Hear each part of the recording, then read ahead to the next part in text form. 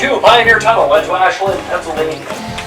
Right now, you are in an actual coal mine that was run and operated by the Philadelphia Red Coal and Iron Company. This section that we will be touring operated from the years 1911 to 1931. When this mine was in production, the company employed 35 men, 10 mules, and a handful of young boys. And with a workforce such as that, they were responsible for getting out of here 400 tons of coal out of here each day. But in 1931, the mine was forced to close down due to the Great Depression, and reopened again in 1962 as a tourist attraction. The exact area that we stopped at is the Mammoth Vein, and you can see it right here. But this is the largest vein of anthracite coal in the world. And in this section of the mine, the width begins right here, right by this rock formation, which is known as the bottom rock. And all that shiny stuff right there that I'm shining my light at, that is all anthracite coal.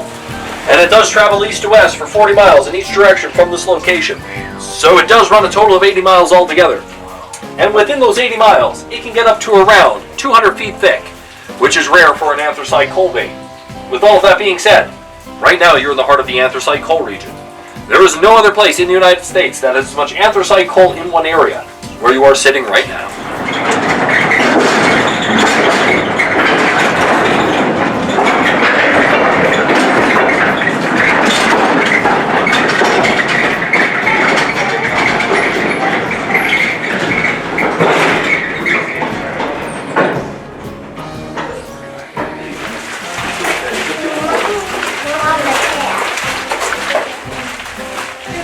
Right here, you can see that we do have another vein of coal. Now it's nowhere near the size of the Mammoth Vein, but this is a good example of how anthracite is found in this region, and it is found in these veins like this. And the reason why they categorize them in the veins is because they are sandwiched in between the two different rock layers.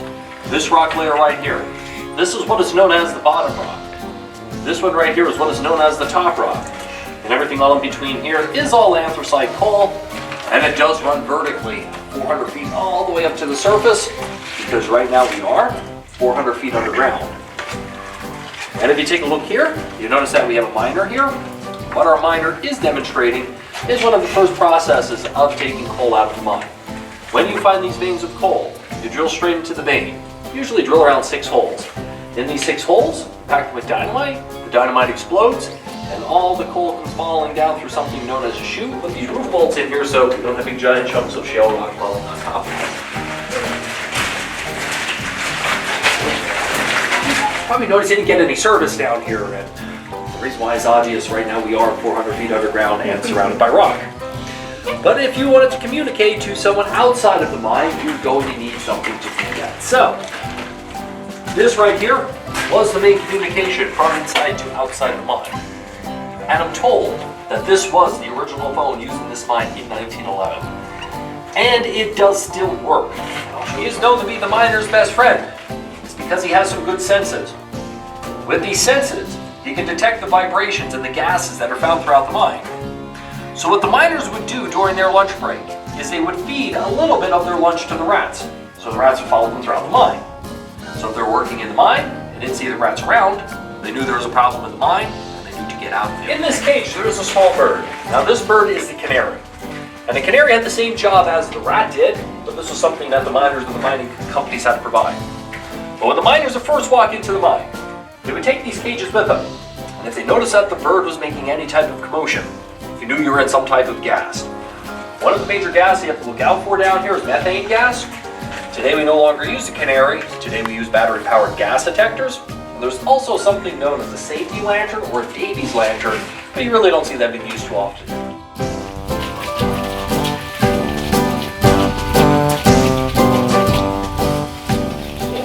Before they had battery-powered motors like the one that we came in on, these mules were responsible for moving coal throughout the mine.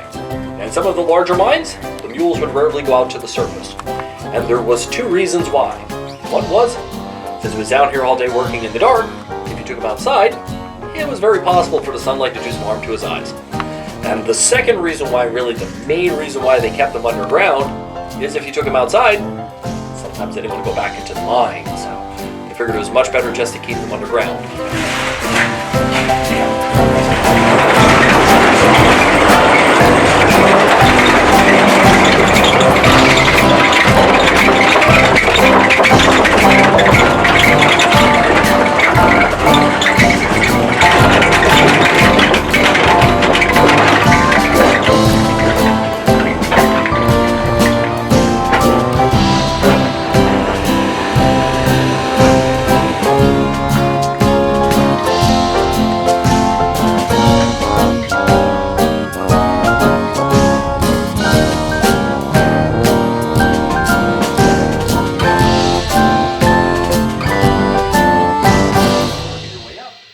you want gravity to take the majority of the coal.